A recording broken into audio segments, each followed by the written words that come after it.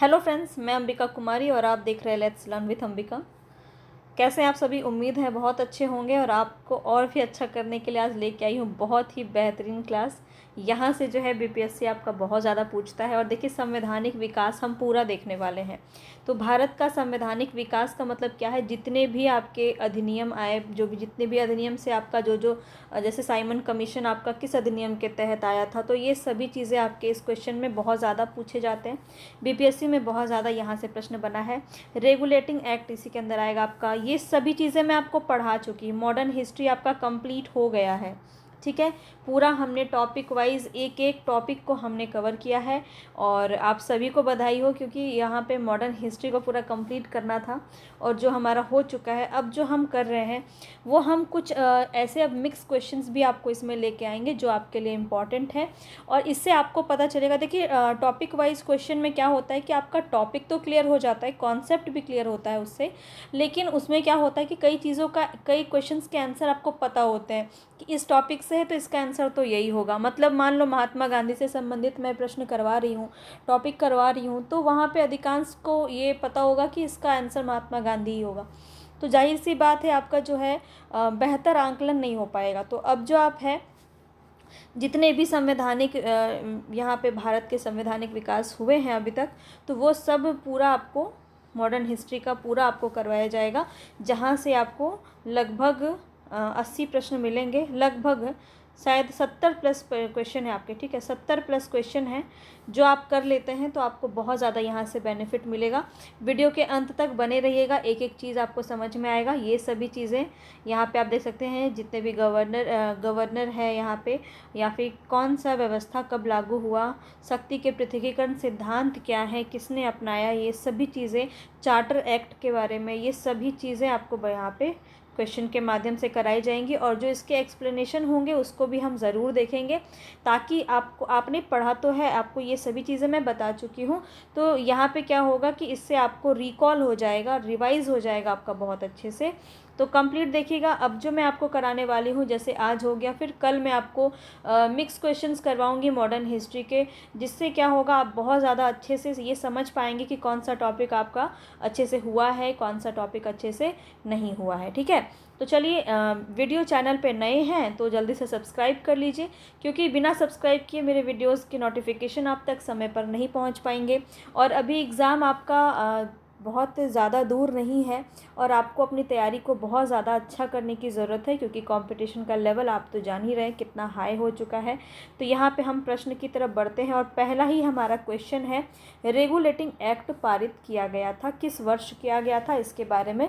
तो जैसे जैसे मैं आपको इसके एक्सप्लेनेशन भी बताते चलूँगी तो आपको सभी चीज़ें फिर से याद आ जाएगी, रिकॉल हो जाएगा। और रिवीजन सबसे ज़्यादा इम्पॉर्टेंट है। तो मैं चाह रही हूँ कि मैंने आपको थ्योरी भी मैंने आपको करवाया है भारतीय राष्ट्रीय आंदोलन का, जो कि बीपीएससी ने आपका दिया हुआ है सिलेबस में। भारतीय राष्ट्रीय आंदोलन ये आप ज़रूर देख लीजिएगा, ठीक है। ज़्यादा नहीं है, 12 वीडियो है आपका, ठीक है। ज़्यादा नहीं है, 12 वीडियो है। ये 12 वीडियो को आप ज़रूर देख लीजिएगा, ठीक है। बहुत ज़्यादा आपको हेल्प मिलेगा। उसकी पीडीएफ भी आपको मेरे टेलीग्राम पे मिल जाएगी।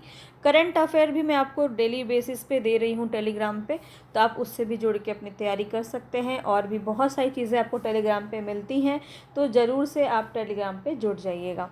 चलिए, अब हम बढ़ते हैं। यहाँ पे पसंद आ रहा है तो लाइक और शेयर तो कर ही सकते हैं, जल्दी जल्दी शेयर कर दीजिए अपने दोस्तों के साथ। और पसंद आ रहा है तो प्लीज़ लाइक का बटन दबाइए जल्दी से।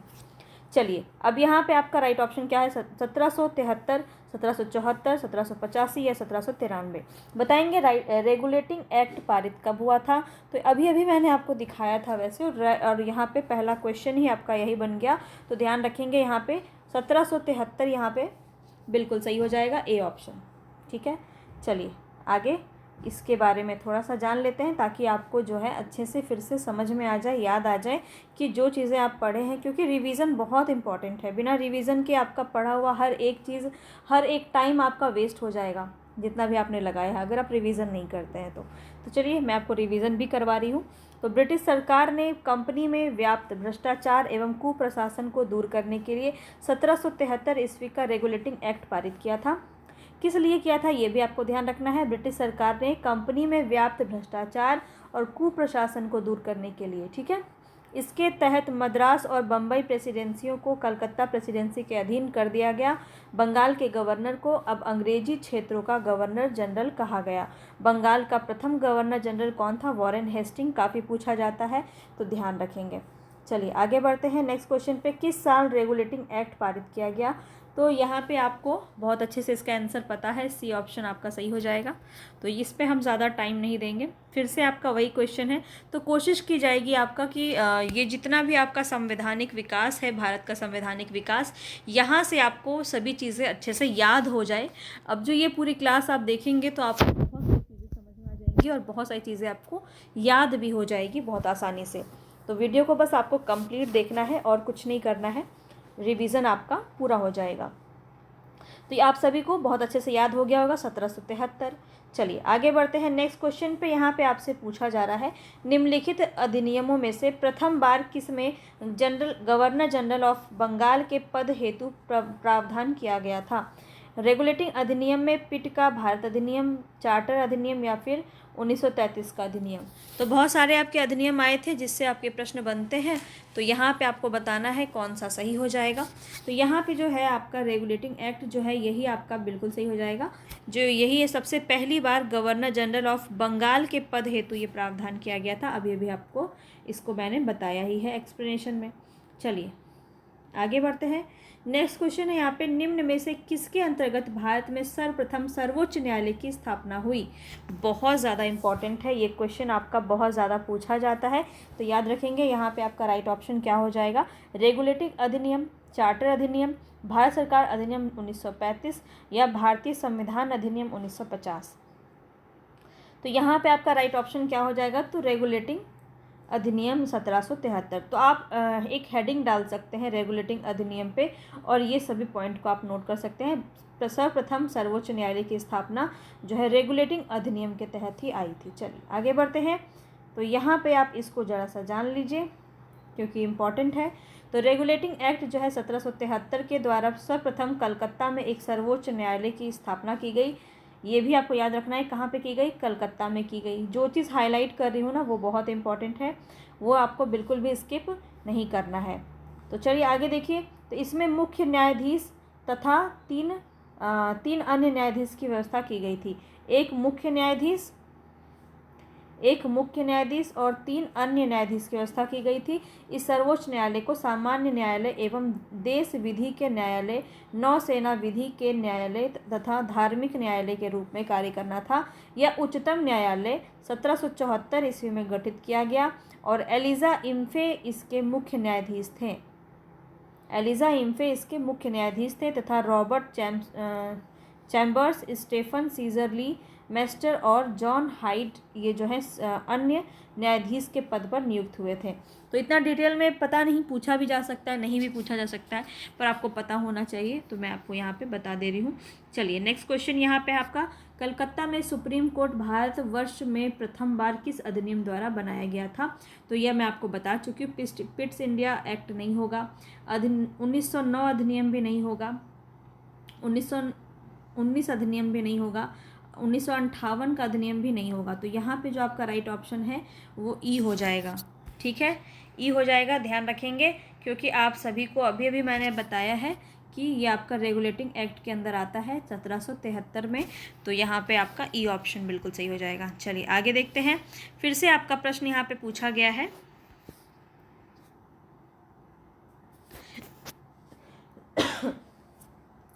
ईस्ट इंडिया कंपनी द्वारा स्थापित उच्चतम न्यायालय के प्रथम मुख्य न्यायाधीश कौन थे?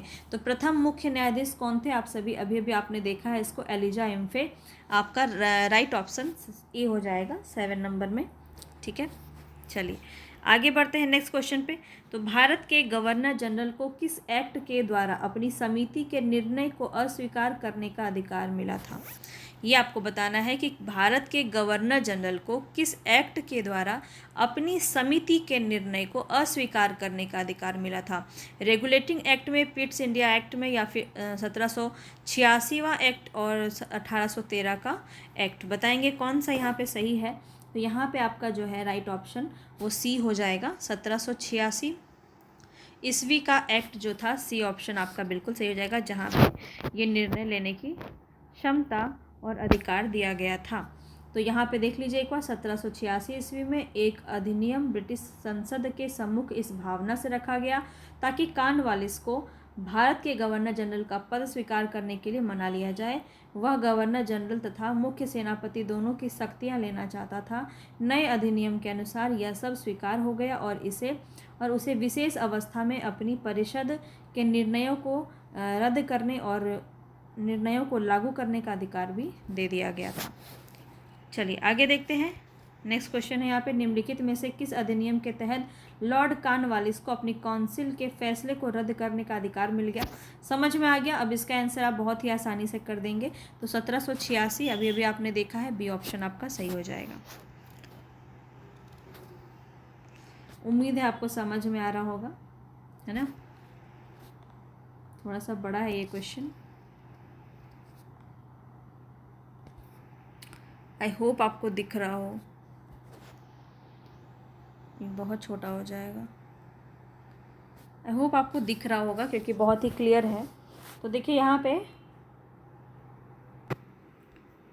तो यहाँ पे 1793 के बारे में बताना है आपको। 1793 में एक विनियम द्वारा जिला कलेक्टर को उसकी न्यायिक शक्तियों से वंचित कर दिया गया और केवल संग्राहक अभिकर्ता बना दिया गया। ऐसे विनियमन का कारण क्या था?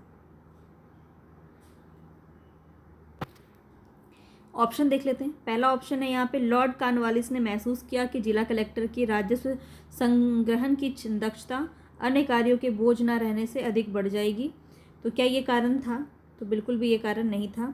और आगे देख लेते हैं। लॉर्ड कॉर्नवालिस ने महसूस किया कि न्यायिक शक्ति अनिवार्य रूप से यूरोपियन के हाथ में होनी चाहिए, जबकि जिलों में राजस्व संग्रहण का कार्य भारतीयों को सौंपा जा सकता है। ये भी नहीं था। लॉर्ड कॉर्नवालिस जिला कलेक्टर में संकेंद्रित इतनी विस्तृत शक्ति से सतर्क हो गया था और महसूस करता था कि एक व्यक्ति में इतनी परम शक्ति का होना अवांछनीय है। तो ये आपका कारण बिल्कुल सही है। तो सी ऑप्शन यहाँ पे आपका सही हो जाएगा। ठीक है, शक्ति के पृथक्करण का सिद्धांत, यही आपका मेन रीज़न था। तो कॉर्नवालिस जिला कलेक्टर को अधिक शक्तिशाली नहीं बनने देना चाहता था, अतः उसने शक्ति के पृथक्करण सिद्धांत को अपनाया। तो इसके बारे में अगर पूछा जाए तो किससे संबंधित है? तो कॉर्नवालिस से संबंधित है, याद रखेंगे। और आगे बढ़ते हैं। कलर आपका लाल ही अच्छा लगता है। चलिए लाल की तरफ हम आगे वापस से। तो भारतीय व्यापार में ईस्ट इंडिया कंपनी का एकाधिकार समाप्त किया गया? किस वर्ष जो है ईस्ट इंडिया कंपनी का एकाधिकार समाप्त किया गया? तो यहाँ पे आपका राइट ऑप्शन क्या हो जाएगा? 1813 में। सी ऑप्शन यहाँ पे आपका सही हो जाएगा। क्या है इसके पीछे की कहानी, इसको भी देख लीजिए। 1813 ईस्वी में चार्टर एक्ट द्वारा कंपनी का भारतीय व्यापार का एकाधिकार समाप्त कर दिया गया। यद्यपि उसके चीन के व्यापार तथा चाय के व्यापार का एकाधिकार चलता रहा। इस चार्टर कानून ने ही कंपनी के भारतीय क्षेत्रों में ईसाई मिशनरियों को प्रवेश की अनुमति दी। तो ये चीज़ आपको इसके अंदर ध्यान रखना है। 1813 के जो चार्टर एक्ट है उसमें कंपनी का भारतीय व्यापार का एकाधिकार समाप्त कर दिया गया था। ठीक है, चलिए आगे बढ़ते हैं। किस अधिनियम के द्वारा ब्रिटिश संसद ने चाय और चीन के साथ व्यापार को छोड़कर ईस्ट इंडिया कंपनी के साथ भारत के साथ व्यापारिक एकाधिकार को समाप्त कर दिया? तो अभी इसको आपने देखा है, राइट ऑप्शन यहाँ पे हो जाएगा 1813 का चार्टर अधिनियम। ठीक है, आगे बढ़ते हैं। नेक्स्ट क्वेश्चन है यहाँ पे आपका, निम्नलिखित में से किस अधिनियम द्वारा ब्रिटिश ईस्ट इंडिया कंपनी का भारत में व्यापारिक एकाधिकार समाप्त किया गया? किस वर्ष किया गया? आप सभी को बहुत अच्छे से ये क्वेश्चन का आंसर आ गया है कि 1813 का चार्टर एक्ट यहाँ पे आपका बिल्कुल सही हो जाएगा। आगे देखते हैं। नेक्स्ट क्वेश्चन है, चार्टर अधिनियम 1813 भारत के लिए महत्वपूर्ण समझे जाने का निम्नलिखित में से कौन सा एक कारण है? क्या कारण था जिस वजह से 1813 का जो चार्टर एक्ट है उसको भारत के लिए महत्वपूर्ण समझा जा रहा था? तो ऑप्शन देखेंगे। इसने ईसाई मिशनरियों द्वारा भारत में प्रचार पर रोक लगा दी थी, तो ये नहीं होगा। इसने भारत के औद्योगिकरण पर जोर दिया, यह भी नहीं होगा। इसने भारतीयों की शिक्षा के लिए वित्तीय प्रावधान किया था, बिल्कुल। तो सी ऑप्शन यहाँ पे आपका बिल्कुल सही हो जाएगा। ठीक है, सी ऑप्शन यहाँ पे आपका सही हो जाएगा। इसके द्वारा क्या किया गया था? भारतीयों की शिक्षा के लिए वित्तीय प्रावधान किया गया था। ये सभी चीज़ें मैं आपको बता चुकी हूँ ऑलरेडी। आपने अगर नहीं देखा है तो आपके पास अभी भी समय है। मॉडर्न हिस्ट्री का प्लेलिस्ट आप विजिट कीजिए, वहाँ पे आपको स्टार्टिंग से सभी चीज़ें कराई गई हैं, उसको एक बार आप ज़रूर देख लीजिए। बहुत ज़्यादा इंपॉर्टेंट है क्योंकि आपको टॉपिक वाइज मैंने हर एक चीज़ वहाँ पे करवाया हुआ है। अब देखिए, चार्टर अधिनियम 1813 को भारत के लिए महत्वपूर्ण बनाने के लिए प्रावधान यह था कि 1 लाख रुपया वार्षिक विद्वान भारतीयों के प्रोत्साहन, साहित्य के सुधार और पुनरुत्थान के लिए भारतीय प्रदेशों में विज्ञान की उन्नति एवं आरंभ करने के लिए पृथक रख दिया जाए। इस धारा के अनुसार सरकार ने जनता में शिक्षा प्रसार का बीड़ा उठाया था। तो पूछा गया है ये प्रश्न आपसे, कितना यहाँ पे 1 लाख रुपया जो ये वार्षिक है, यही आपसे पूछा गया है। तो ध्यान रखेंगे, कुछ भी आपसे पूछा जा सकता है, बिल्कुल भी ऐसा किसी भी क्वेश्चन को आपको कम नहीं आंकना है, सब क्वेश्चन आपसे पूछा जा सकता है, ठीक है, और काफ़ी बार पूछा भी गया है। चार्टर एक्ट 1833 में निम्न प्रावधानों में से कौन सा एक नहीं था? ईस्ट इंडिया कंपनी की व्यापारिक गतिविधियों का समापन, तो क्या ये नहीं था? यहाँ पे आपको बताना है, तो ये तो था, ईस्ट इंडिया कंपनी की व्यापारिक गतिविधियों का समापन। चार्टर एक्ट यहाँ पे 1833 की बात की जा रही है, ये ध्यान रखिएगा, 1813 नहीं, 1833 की बात की जा रही है। दूसरा देखिए, काउंसिल में परम सत्ताधारी के पदनाम को भारत के गवर्नर जनरल के पदनाम में बदलना, ये भी था। काउंसिल में गवर्नर जनरल को विधिकर्ता की सभी शक्तियां प्रदान करना, ये नहीं था। शक्तियों का पृथक्करण किया गया था, तो सी ऑप्शन गलत हो जाएगा, क्योंकि आपको गलत वाला ही बताना था, ठीक है, सी ऑप्शन आपका सही हो जाएगा। अब यहाँ पे एक बार आप इसको देख लीजिए, इंपॉर्टेंट है। चार्टर एक्ट 1833 द्वारा कंपनी के सभी वाणिज्यिक अधिकार को समाप्त कर दिए गए तथा उसे भविष्य में केवल राजनैतिक कार्य ही करने थे। इस अधिनियम द्वारा बंगाल का गवर्नर जनरल अब समूचे भारत का गवर्नर जनरल बन गया। इस अधिनियम द्वारा कानून बनाने के लिए गवर्नर जनरल की परिषद में एक कानूनी व्यवस्था चौथे सदस्य के रूप में सम्मिलित की गई। वह सदस्य भारतीय नहीं बल्कि अंग्रेज होना चाहिए। सर्वप्रथम मैकाले को विधि सदस्य के रूप में परिषद में शामिल किया गया। तो ये सभी चीज़ें जो है इसके अंदर की गई थी, ठीक है। चलिए, लोक सेवाओं की परीक्षा इंग्लैंड तथा भारत में एक साथ करने की संस्तुति किस आयोग के द्वारा किया गया था? किसके द्वारा किया गया था, बताएंगे। लोक सेवा की जो परीक्षा है वो इंग्लैंड और भारत में एक साथ करने की संस्तुति जो है किसके द्वारा किया गया था? यहाँ पे बहुत ही इंपॉर्टेंट प्रश्न, और याद रखेंगे मॉन्टेग्यू चेम्सफोर्ड रिपोर्ट जो है आपका बहुत ज़्यादा इंपॉर्टेंट है। तो यहाँ पे आपका सी ऑप्शन सही हो जाएगा।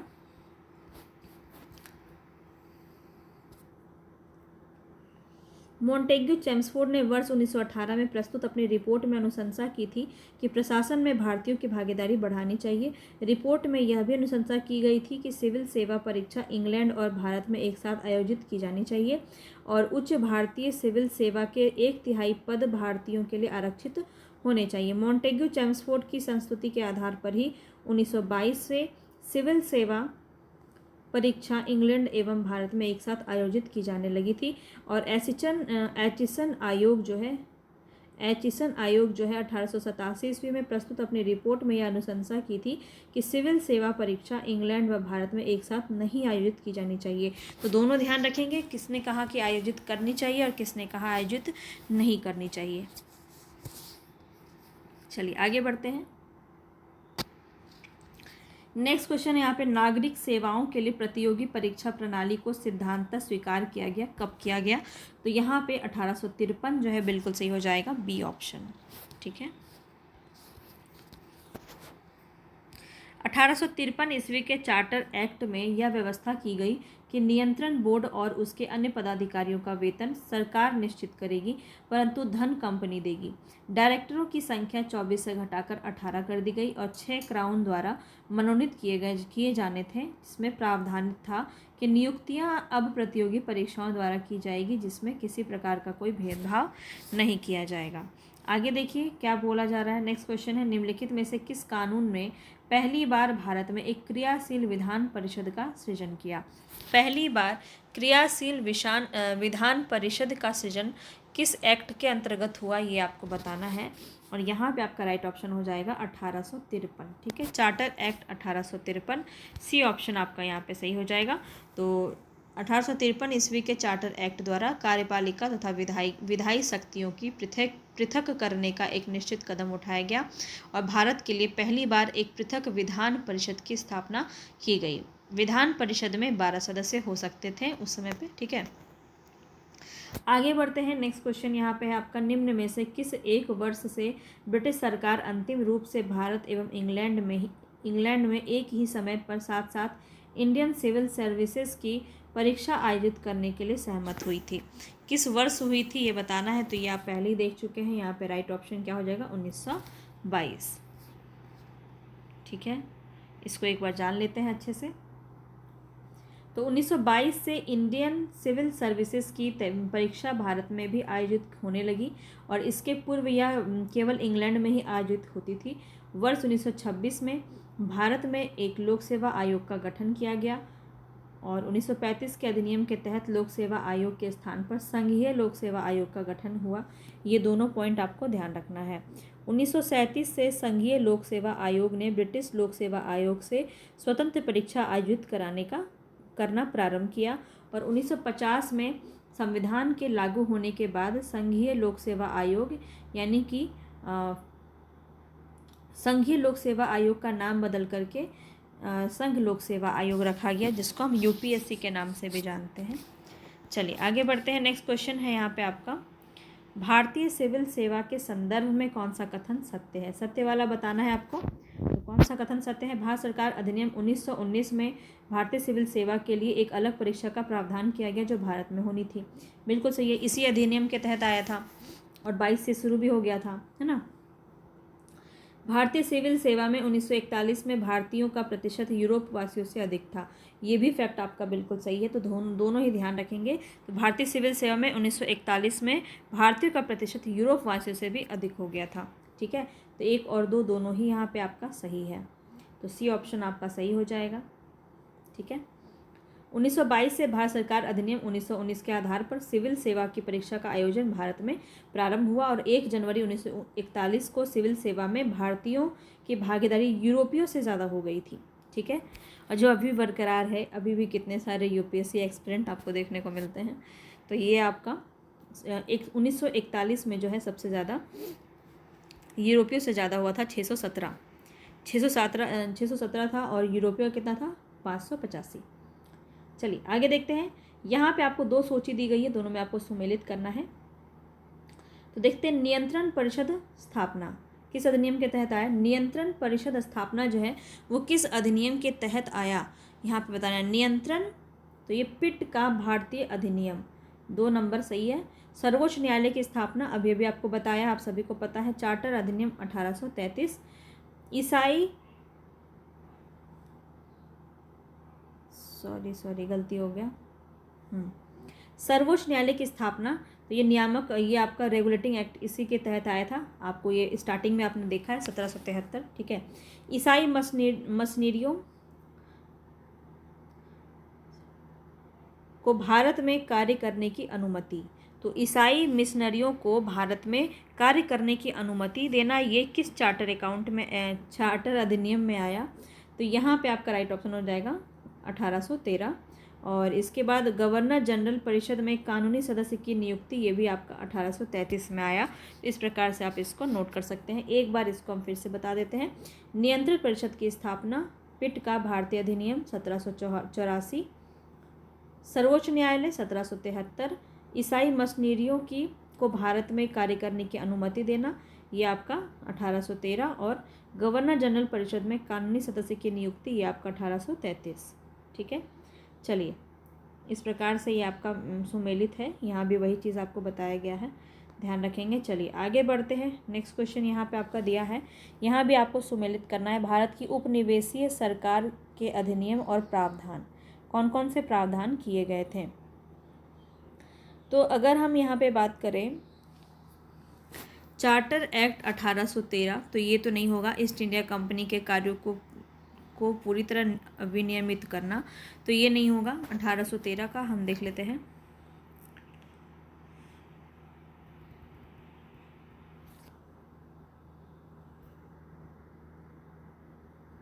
अठारह सौ तेरह का क्या हो जाएगा? तो याद रखेंगे 1813 का जो है वो यहाँ पे आपका भारत में कंपनी का व्यापार एकाधिकार को समाप्त करना। ठीक है, तो यही था ना, हमने इसको देखा भी था। अब रेगुलेटिंग एक्ट की बात करें तो रेगुलेटिंग एक्ट हो जाएगा आपका कंपनी के निदेशकों को कंपनी के प्रबंध से संबंधित सभी पत्राचार और दस्तावेज ब्रिटिश सरकार को प्रस्तुत करने के लिए कहा गया था। ठीक है, अब 1858 जो एक्ट है वो किसके अंदर आ जाएगा आपका, तो ये भी आपका यहीं पे आ जाएगा। शासन का अधिकार ईस्ट इंडिया कंपनी से ब्रिटिश क्राउन को हस्तांतरित कर दिया गया था। आप सभी को पता है 1857 की क्रांति के बाद 1858 को जो है घोषणा किया जाता है। और पिट्स इंडिया एक्ट है जो 1784 में, वो आपका आ जाएगा तब ए नंबर पे। भारत में ईस्ट इंडिया कंपनी के कार्यों को पूरी तरह विनियमित करने के लिए ब्रिटेन में एक बोर्ड ऑफ कंट्रोल को स्थापित किया गया था पिट्स ऑफ इंडिया एक्ट के अंदर, ठीक है। चलिए, तो ये सभी आपको बातें बता दी गई हैं, यहीं पे ये बात भी कही जा रही है। चलिए, बोर्ड ऑफ कंट्रोल की स्थापना किस अधिनियम के अंतर्गत हुई, बताएंगे।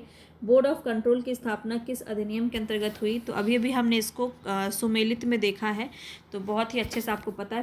पिट्स इंडिया एक्ट 1784 बिल्कुल सही हो जाएगा। आगे बढ़ते हैं, नेक्स्ट क्वेश्चन यहाँ पे है, किस अधिनियम के द्वारा ब्रिटिश सरकार ने ईस्ट इंडिया कंपनी का चाय व शक्कर के व्यापार का एकाधिकार समाप्त कर दिया था। तो ये भी मैं आपको बता चुकी हूँ। तो यहाँ पे जो है कोई भी ऑप्शन आपका सही नहीं लग रहा है।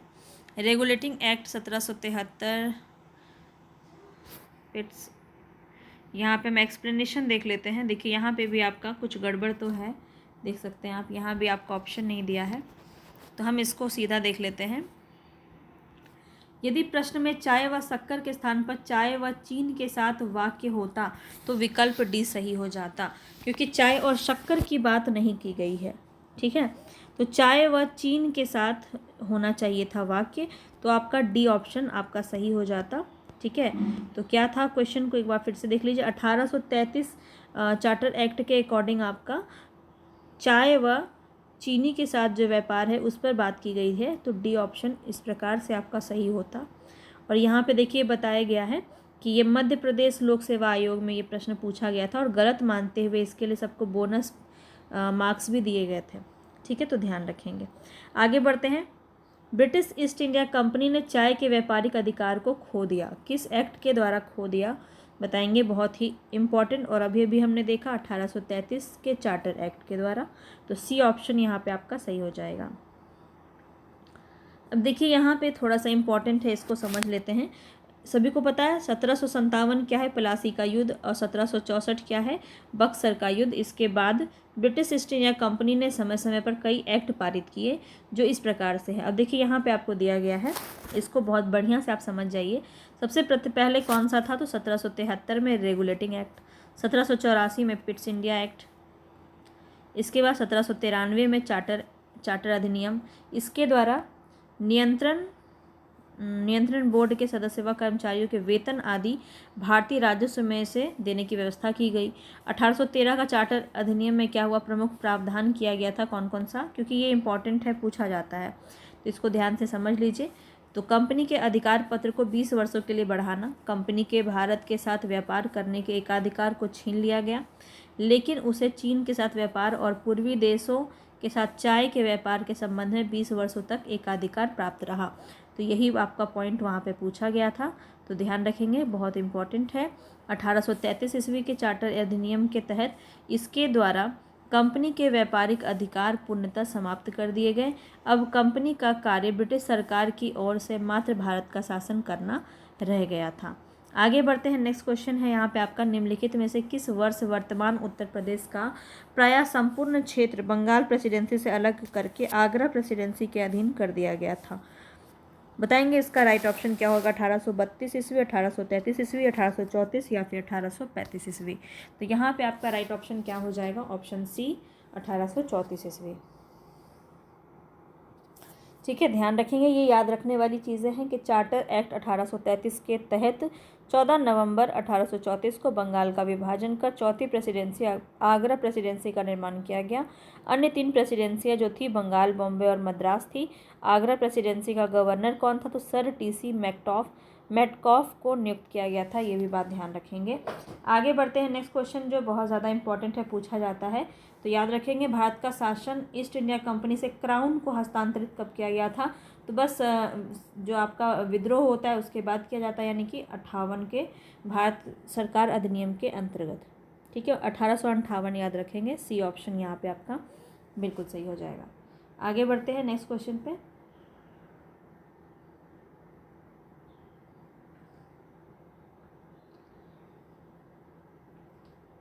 फिर से आपको कथन दिया गया है यहाँ पे। तो चार्टर एक्ट 1853 के बाद ईस्ट इंडिया कंपनी के भारतीय व्यापार के एकाधिकार को उत्साहित कर दिया गया।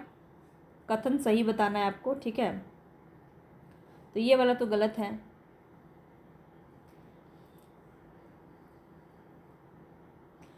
गवर्नमेंट ऑफ इंडिया एक्ट 1858 के अंतर्गत ब्रिटिश संसद ने ईस्ट इंडिया कंपनी को पूर्णतः समाप्त कर भारत में सीधा शासन करने का दायित्व ग्रहण किया। ये आपका सही है, यानी केवल दो, बी ऑप्शन सही हो जाएगा, ठीक है। वही बात है, यहाँ भी कहा गया है, सेम चीज़ें हम बार बार रिपीट नहीं करेंगे। निम्नांकित में से किस एक्ट के द्वारा भारत के गवर्नर जनरल को अध्यादेश जारी करने की शक्ति प्रदान की गई थी? तो ये आपका इम्पॉर्टेंट है, अध्यादेश जारी करने की शक्ति किस एक्ट के अंतर्गत आपका प्रदान किया गया था? तो यहाँ पे देखेंगे राइट ऑप्शन क्या हो जाएगा।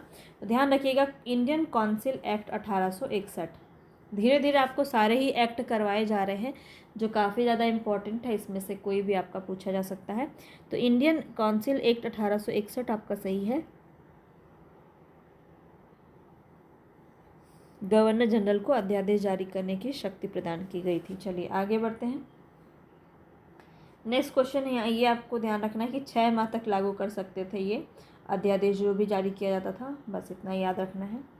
आगे बढ़ते हैं। ब्रिटिश इंडिया के निम्नलिखित में से किस अधिनियम ने सामूहिक कार्यचालन के स्थान पर विभाग या विभागीय पद्धति द्वारा वायसराय की कार्यकारी परिषद पर उनके प्राधिकार को और बल प्रदान किया था? Indian council act 1861, government of India act 1858, Indian council act 1892, Indian council act 1909। तो पार्लियामेंट सुधार आपका 1909 को ही कहते हैं ना। ये सभी बहुत इंपॉर्टेंट है, आपका पूछा जाता है, ध्यान रखेंगे। तो यहाँ पे आपका 1861 बिल्कुल सही हो जाएगा, ठीक है।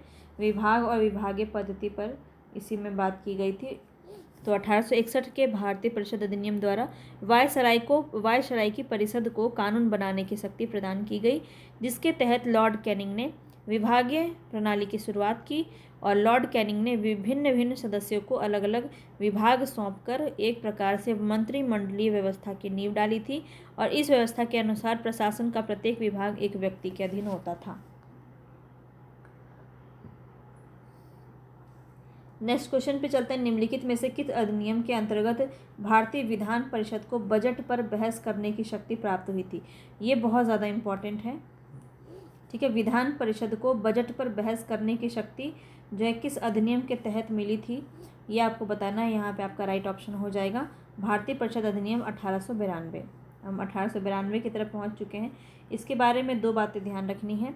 तो यहाँ पे याद रखिए कि 2 क्षेत्र में बढ़ा दिए गए थे विधानमंडलों के सदस्यों के अधिकार 1892 में। बजट पर उन्हें अपने विचार प्रकट करने का अधिकार दिया गया, यद्यपि इस विषय पर कोई प्रस्ताव रखने अथवा सदन में मत विभाजन कराने का अधिकार उन्हें नहीं था। सिर्फ अपना विचार वो प्रस्तुत कर सकते थे। फिर सार्वजनिक हित के मामले में 6 दिन की सूचना देकर प्रश्न पूछने का भी अधिकार दिया गया था।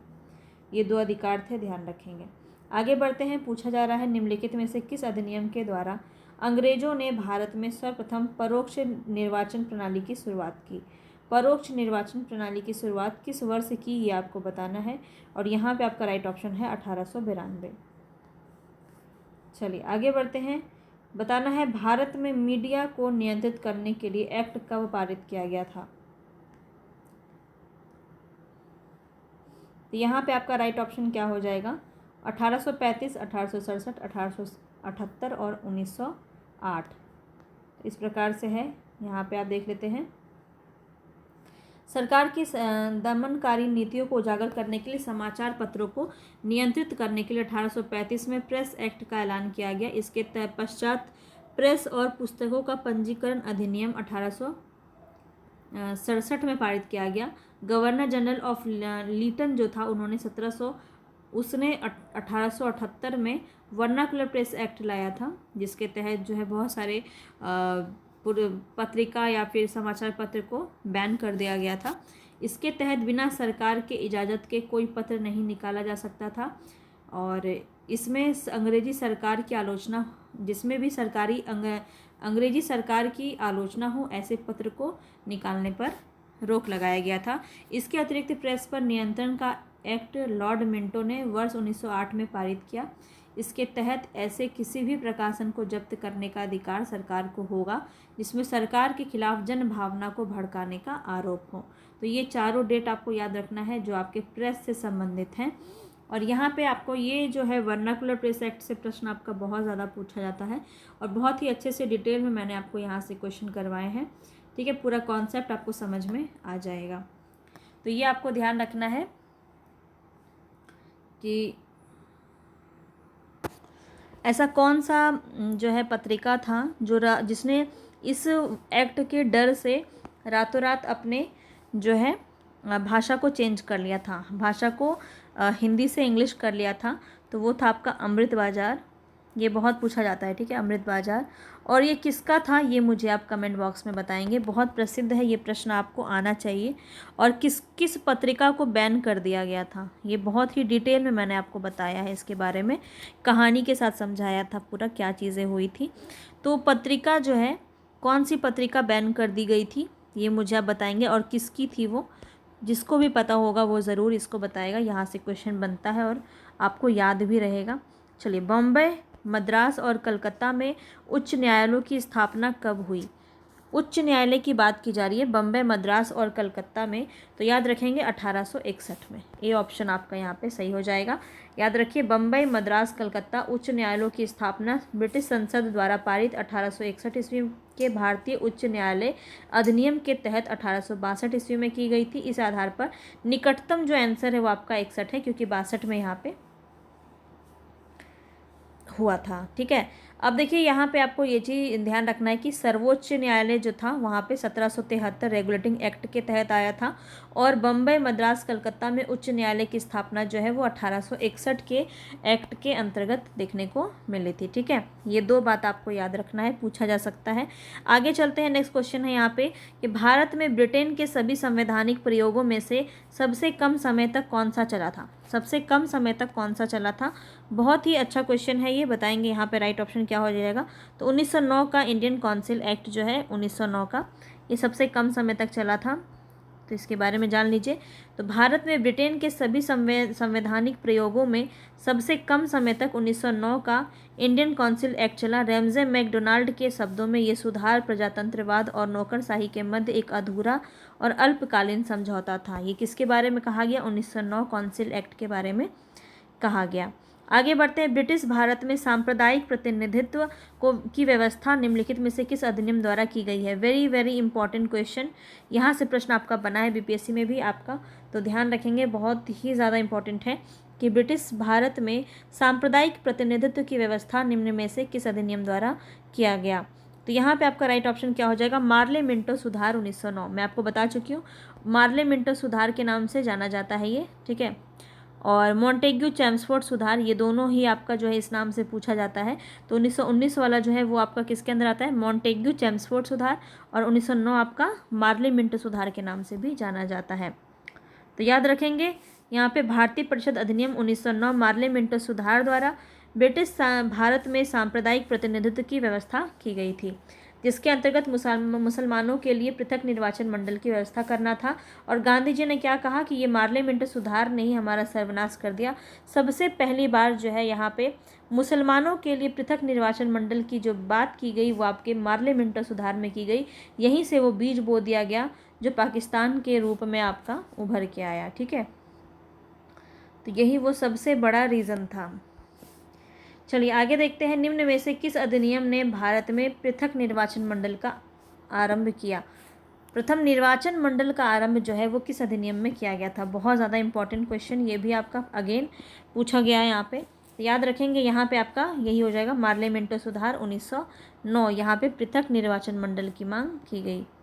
आगे बढ़ते हैं, 20 अगस्त 1917 के सुधारों की घोषणा को किस नाम से जाना जाता है? तो यहाँ पे आपका क्या हो जाएगा राइट ऑप्शन? तो याद रखेंगे, मॉन्टेग्यू घोषणा के नाम से जाना जाता है। ठीक है, मॉन्टेग्यू घोषणा। आगे बढ़ते हैं,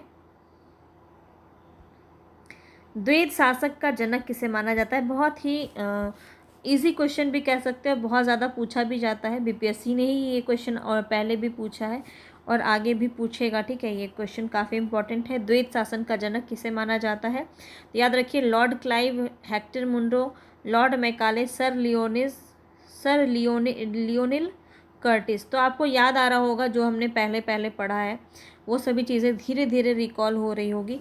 तो यहाँ पे याद रखेंगे, द्वैध शासक का जनक है जो, वो किसको माना गया है यहाँ पे? तो कर्टिस को माना गया, सर लियोनिल कर्टिस को माना गया है, ठीक है, द्वैध शासक का जनक। उसके द्वैध शासन संबंधी जो विचार है वो भारत सरकार अधिनियम 1919 का आधार भी बना था। मॉन्टेग्यू चैम्सफोर्ड की रिपोर्ट जो है वो किस अधिनियम के पर आधारित थी?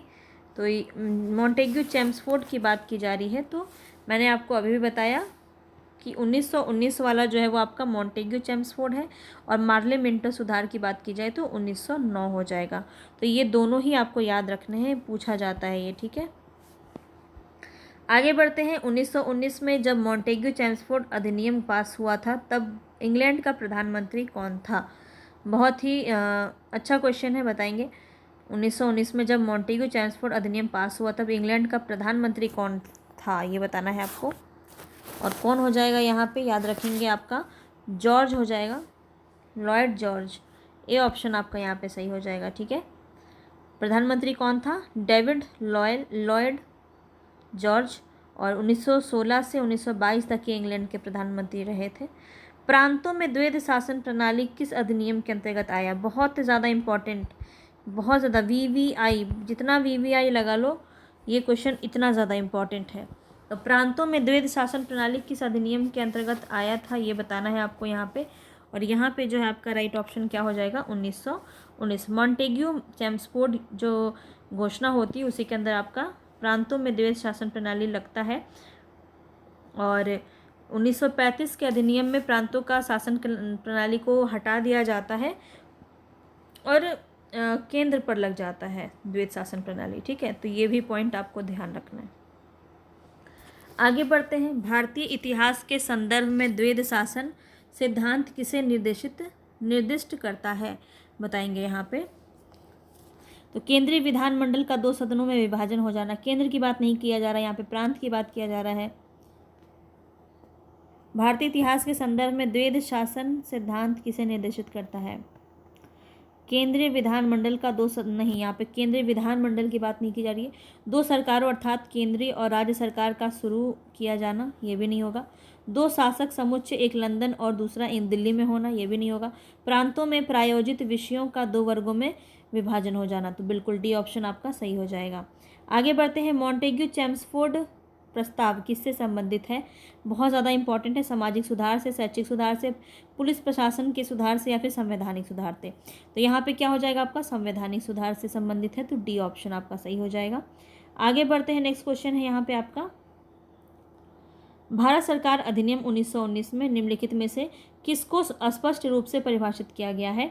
तो न्यायपालिका और विधायिका के बीच की शक्ति का पृथक्करण नहीं, केंद्रीय और प्रांतीय सरकारों की अधिकारिता।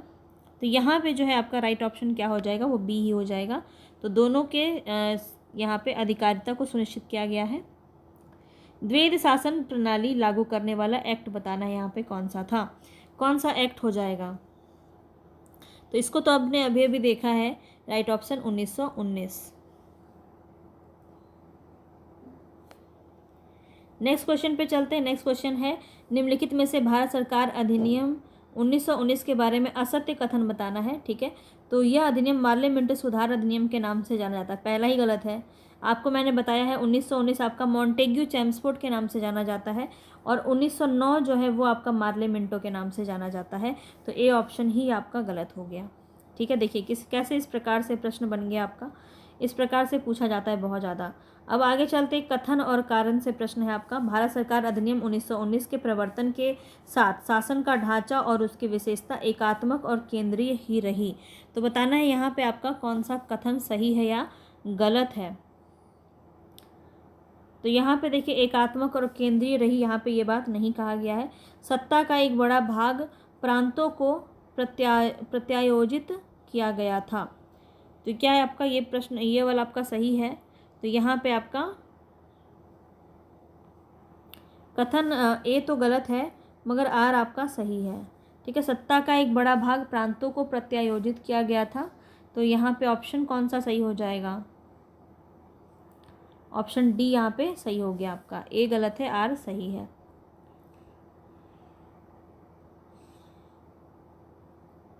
इसको पढ़ लीजिए। भारत सरकार अधिनियम 1919 के प्रशासन के विषयों को 2 भागों में बांटा गया था। केंद्रीय सूची में 47 विषय शामिल थे। ये आपको याद रखना है। केंद्रीय सूची में 47 विषय शामिल थे, जिसमें रक्षा, विदेश मंत्री, पेटेंट, कॉपीराइट, मुद्रा, संचार, वाणिज्य, पोत, परिवहन, नमक, कपास पर उत्पाद शुल्क, आयकर, लोक ऋण आदि थे। इन विषयों पर कानून बनाने की शक्ति केंद्रीय विधानमंडल में निहित थी। राज्य सूची में 50 विषय थे। ये दोनों याद रखना आपको। केंद्रीय सूची में कितने विषय थे? 47। अभी वर्तमान में कितने हैं ये मुझे बताएंगे। कौन बताएगा?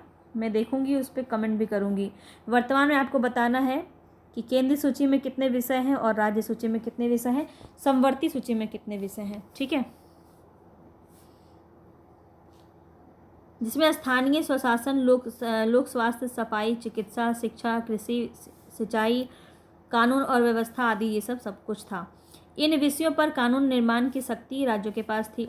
इसके अंतर्गत गवर्नर जनरल को यह अधिकार था कि केंद्रीय सूची के विषय को राज्य के महत्व पर घोषित किया जाए और राज्य विधान परिषदों को उस कानून निर्माण का अधिकार सौंपे या फिर राज्य सूची के विषय पर केंद्र विधानमंडल को विधि निर्माण का अधिकार दे दे। फिर भी भारत सरकार अधिनियम 1919 की शक्तियों को यह विभाजन संघात्मक व्यवस्था का एक रूप है।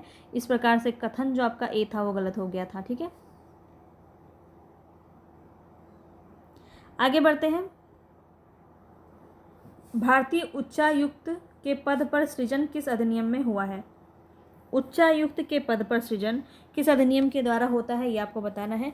तो यहाँ पे आपका राइट ऑप्शन क्या हो जाएगा? भारत सरकार अधिनियम 1919 के अंतर्गत ही आपका उच्चायुक्त के पद पर सृजन किया गया है। आगे बढ़ते हैं। भारत सरकार अधिनियम 1935 के मुख्य तत्वों से सम्मिलित थे। अगला जो क्वेश्चन है आपका वो 1935 से संबंधित है, जो कि बहुत इंपॉर्टेंट है। अगेन बहुत ज़्यादा पूछा जाता है यहाँ से।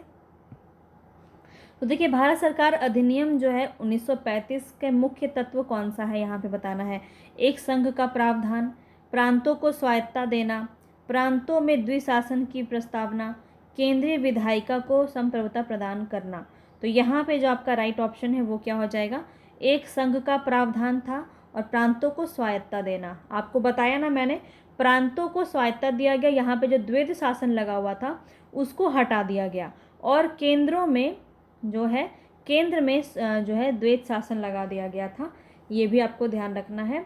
ठीक है, तो 1 और 2 यहाँ पे ए ऑप्शन आपका सही हो जाएगा। आगे बढ़ते हैं। तो इसको एक बार पढ़ लीजिए, ये काफ़ी इम्पोर्टेंट है। और 1935 अधिनियम आपका बहुत पूछा जाता है बीपीएससी के एग्ज़ाम में, ध्यान रखिएगा। 1935 के अधिनियम द्वारा सर्वप्रथम भारत में संघात्मक सरकार की स्थापना का प्रावधान किया गया था। इस संघ को ब्रिटिश भारतीय प्रांतों तथा कुछ भारतीय रियासतें जो संघ में शामिल होना चाहती थी उसको मिलाकर बनाया जाना था, लेकिन रियासतों की अनिच्छा के कारण यह संघ कभी नहीं बन पाया और इस अधिनियम के द्वारा प्रांतों में द्वैध शासन समाप्त कर प्रांतों को स्वायत्ता प्रदान की गई और केंद्र में द्वैध शासन लागू कर दिया गया। बस इतनी ही बात आपको इसमें ध्यान रखनी थी कि 1900 प्रांतों में आपका द्वैध शासन जो है हटा दिया जाता है 1935 में और केंद्र में लगा दिया जाता है। ठीक है, चलिए आगे बढ़ते हैं। नेक्स्ट जो क्वेश्चन है यहाँ पे आपका, तो प्रांतीय स्वायत्ता शुरू की गई किस अधिनियम के तहत? अभी अभी आपने देखा, भारत सरकार अधिनियम 1935 में प्रांतीय स्वायत्ता शुरू की जाती है, प्रांतों पर से द्वैध शासन को हटा दिया जाता है। तो यहाँ पे डी ऑप्शन आपका बिल्कुल सही हो जाएगा। आगे बढ़ते हैं नेक्स्ट क्वेश्चन पे। भारत सरकार अधिनियम 1935 के तहत किसकी रिपोर्ट पर आधारित था? बहुत ज़्यादा इंपॉर्टेंट क्वेश्चन, ये भी आपका पूछा गया है क्वेश्चन, बताएंगे। भारत सरकार अधिनियम 1935 निम्नलिखित में से किसकी रिपोर्ट पर आधारित था? कैबिनेट मिशन की रिपोर्ट पर, क्रिप्स मिशन की रिपोर्ट पर, रोलेक्ट एक्ट की मिशन पर या फिर साइमन कमीशन की रिपोर्ट पर? तो देखिए, एक तो आप इसका डेट से भी आप समझ सकते हैं। तो कैबिनेट मिशन, क्रिप्स मिशन, ये सब नहीं होगा। ठीक है, रोलेट एक्ट एक है आपका और एक साइमन कमीशन। तो आपको पता है यहाँ पे राइट ऑप्शन आपका साइमन कमीशन हो जाएगा। डी ऑप्शन आपका यहाँ पे सही हो जाएगा। ठीक है, तो देखिए यहाँ पे बताया जा रहा है, भारत सरकार अधिनियम 1919 में यह प्रावधान था कि राजनीतिक परिस्थिति का प्रत्येक 10 वर्ष के पश्चात पुनरावलोकन किया जाए। वर्ष 1927 में ही यह प्रक्रिया प्रारंभ कर दी गई और साइमन आयोग नियुक्त किया गया। सर्वदलीय कॉन्फ्रेंस में नेहरू रिपोर्ट प्रस्तुत की गई। साइमन कमीशन रिपोर्ट व गोलमेज सम्मेलन और अंग्रेजी सरकार द्वारा प्रस्तुत श्वेत पत्र, ये सभी जो है 1935 के भारत सरकार अधिनियम के आधार बने थे। तो ये सभी बातें आपको ध्यान रखनी है, कोई भी एक दो ऑप्शन में आपका आ सकता है। चलिए आगे बढ़ते हैं। 1935 के भारत सरकार अधिनियम की कुछ विशेषताएं आपको बतानी है। यहाँ पे 3 ऑप्शन आपके दिए गए हैं, बताएंगे इसमें से कौन सा जो है 1935 के सरकार की। यहाँ पे देखिए, गवर्नर ने प्रांतों में द्वैत शासन को समाप्त कर दिया गया। तो 1935 में बिल्कुल प्रांतों से द्वैत शासन समाप्त कर दिया गया था। तो पहला तो आपका सही है और आपको सही ही बताना है। ये 2 क्वेश्चन आप ज़रूर देखा करें कि नहीं में बताना है क्वेश्चन या आपको गलत में बताना है, सही या गलत किस में बताना है। ठीक है, तो यहाँ पे याद रखें आप कि पहला तो सही है, गवर्नर को विधायी क्रियाओं में निषेधाधिकार यानी वीटो की शक्ति स्वयं द्वारा विधि बनाना, तो ये भी आपका था। सांप्रदायिक प्रतिनिधित्व के नियम को समाप्त करना, ये नहीं था। तो 1 और 2 सही है, यानी कि बी ऑप्शन आपका सही हो जाएगा। ठीक है, तो यहाँ पे एक बार अच्छे से देख लीजिए। 1935 के भारत सरकार अधिनियम द्वारा प्रांतों को दोहरे शासन के स्थान पर स्वशासन मिल गया तथा आरक्षित और हस्तांतरित विषयों में भेद समाप्त हो गया। गवर्नरों को आरक्षित और बचाव की संज्ञा के अधीन व्यक्तिगत निर्णय तथा विवेकाधीन शक्तियों का प्रयोग करने का अधिकार दे दिया गया। साथ ही गवर्नर को अध्यादेश जारी करने का भी अधिकार दे दिया गया। यह अधिनियम द्वारा सांप्रदायिक तथा वर्गीय मतदाता मंडलों का विस्तार हुआ और अनुसूचित जातियां मुसलमान, सिख, यूरोपीय, भारतीय, ईसाई, एंग्लो इंडियन तथा भारतीय मुसलमान आदि को पृथक पृथक प्रतिनिधित्व मिल जाता है। तो ये सभी बातें आपको इसमें ध्यान रखनी है। 1800 भारत सरकार अधिनियम 1935 में समाप्त किया गया। क्या समाप्त किया गया, तो मैं आपको बार बार बता चुकी हूँ, प्रांतीय द्वैत शासन व्यवस्था को समाप्त कर दिया गया था। तो 55 में आपका राइट ऑप्शन बी हो जाएगा। रिपीट करने से क्वेश्चन इजी लगने लगता है ना। तो यहाँ पे देखिए, आपको नेक्स्ट क्वेश्चन पे बढ़ रहे हैं। 1935 के ही संबंधित ये क्वेश्चन है आपका, सही बताना है आपको। तो यहाँ पे आपका राइट क्या हो जाएगा, तो प्रांतीय स्वशासन का उपबंध था। ठीक है, एक संघीय न्यायालय की स्थापना का उपबंध था। केंद्र में अखिल भारत संघ का उपबंध था। तीनों ही सही हैं, तो डी ऑप्शन यहाँ पे आपका सही हो जाएगा। वही बातें यहाँ पे भी कही गई हैं। चलिए आगे बढ़ते हैं। 1935 का गवर्नमेंट ऑफ इंडिया एक्ट क्यों महत्वपूर्ण है?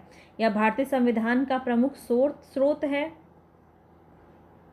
इसके द्वारा भारत को स्वतंत्रता मिली। इससे भारत विभाजन उल्लिखित है। इसके द्वारा रियासतें समाप्त हो गई। तो यहाँ पे आपका जो पहला ऑप्शन है यही सही हो जाएगा। भारतीय संविधान का मुख्य स्रोत पूछा जाए तो 1935 का गवर्नमेंट ऑफ इंडिया एक्ट हो जाएगा। बहुत ही ज़्यादा इम्पॉर्टेंट है, ये क्वेश्चन आपका बार बार पूछा गया है, ध्यान रखेंगे। तो यहाँ पे भारतीय संविधान का मुख्य स्रोत अगर पूछा जाए तो 1935 का गवर्नमेंट ऑफ इंडिया एक्ट हो जाएगा। आगे बढ़ते हैं। 1935 के भारत सरकार अधिनियम की निम्नलिखित में से कौन सा एक विशिष्ट युक्त नहीं है? केंद्र में साथ ही साथ राज्य में द्वैत शासन। तो आपको क्या लग रहा है, पहला ही क्वेश्चन गलत है। दोनों में थोड़ी लगाया गया था, केंद्र में लगाया गया था और राज्य से द्वैत शासन को हटा लिया गया था। बार बार ये हम कर चुके हैं। आगे बढ़ते हैं नेक्स्ट क्वेश्चन पे। तो यहाँ पे बताना है 1935 के भारत के अधिनियम द्वारा प्रस्तावित फेडरल यूनियन में राजसी प्रांतों को शामिल करने के पीछे अंग्रेजों का असली मंशा क्या था? मंशा बताना है आपको।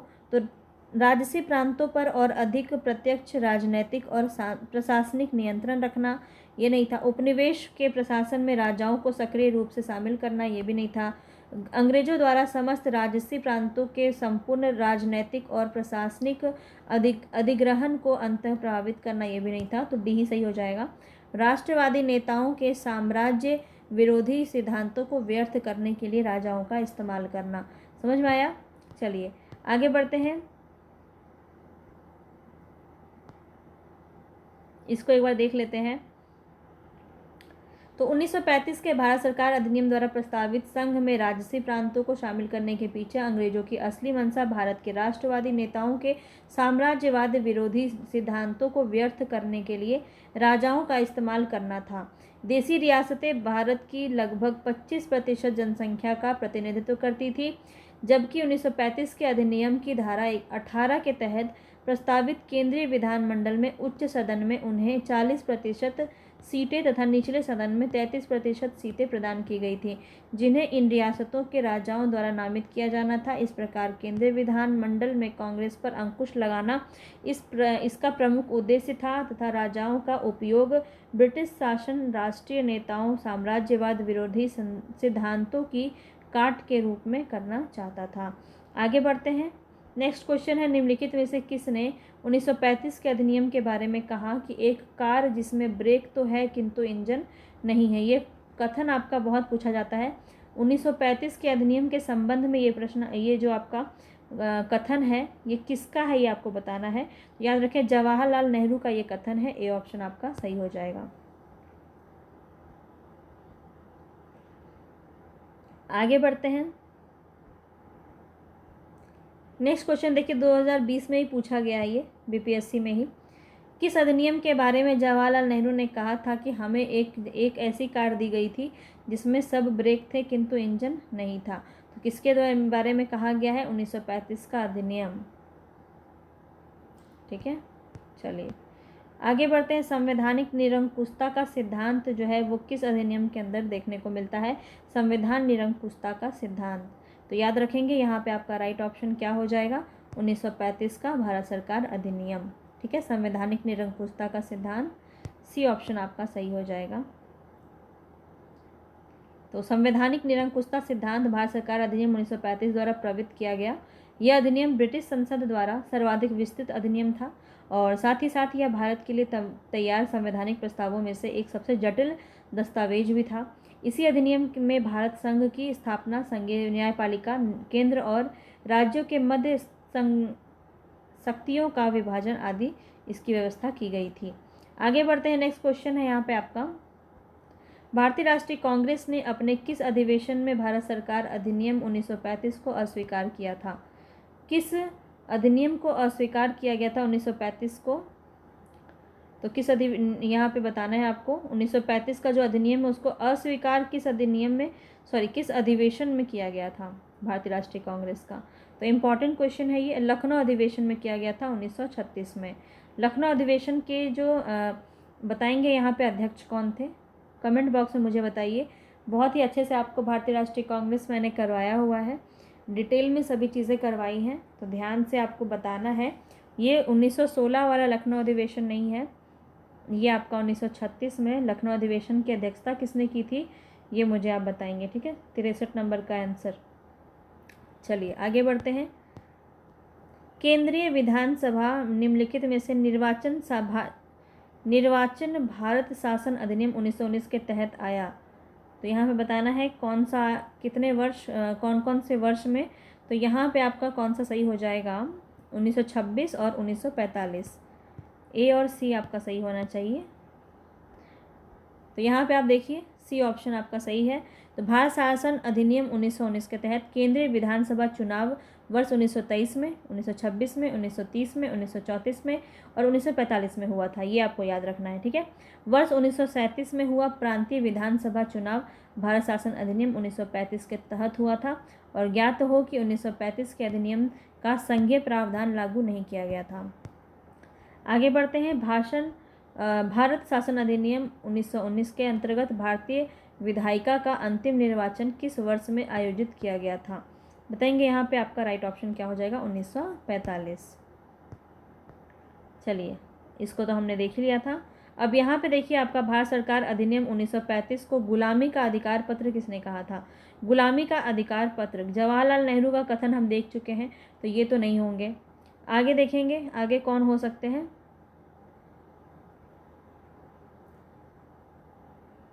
तो एम.ए. जिन्ना नहीं है, राजेंद्र प्रसाद भी नहीं कहा है, इन्होंने भी नहीं कहा है। क्वेश्चन गलत है क्या? मौलाना अबुल कलाम आज़ाद ने भी ऐसा नहीं कहा, तो फिर जवाहरलाल नेहरू ही हो सकते हैं।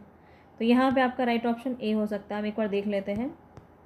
हाँ, जवाहरलाल नेहरू ही होगा यहाँ पे आपका ए ऑप्शन। ठीक है, ए ऑप्शन आपका सही हो जाएगा। जवाहरलाल नेहरू ने ही कहा, गुलामी का अधिकार या दास्ता का आज्ञा पत्र बताते हुए इसकी कठोर आलोचना की गई थी।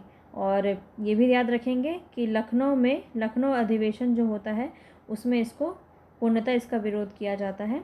ब्रिटिश शासन के पूरे इतिहास में 1935 का अधिनियम सबसे लंबा चौड़ा प्रलेख था और 14 भाग थे उसमें, 321 धाराएं थी, 10 अनुसूचियाँ थी। ये भी आप पता रखेंगे ताकि पूछा जाए तो आपको कोई कन्फ्यूज़न ना हो।